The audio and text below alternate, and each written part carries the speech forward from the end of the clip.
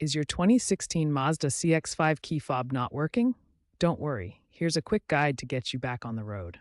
The most common culprits are a dead battery or a software glitch. First, replace the battery. The fob uses a CR2025 or CR232 lithium-ion battery, costing around $5 to $10. Here's what the key fob looks like. Battery replacement steps. 1. Pry open the fob with a small screwdriver. 2. Swap the battery. 3. Reassemble the fob.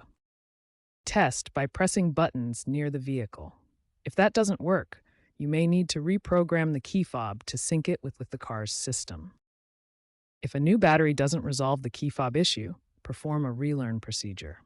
For the 2016 Mazda CX-5, start by inserting the key into the ignition. Turn the key to the on position without starting the engine. This powers up the vehicle's systems without engaging the starter. Hold the lock and unlock buttons on the key fob simultaneously for 3 to 5 seconds.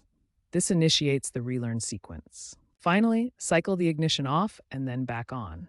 Test the key fob to confirm it now works properly. If the relearn doesn't work, a module reset may be needed. This requires an OBD2 diagnostic tool to clear error codes and recalibrate the vehicle's modules. The tool can clear error codes like P602, which indicates immobilizer communication issues. This recalibrates the body control module and other systems. Dealerships can perform this reset, but it costs around $100 or more. Always consult professionals for module resets to avoid damaging your vehicle. To prevent future key fob issues, keep your fob away from metal objects that can interfere with the signal, and avoid extreme temperatures that can drain the battery or damage electronics.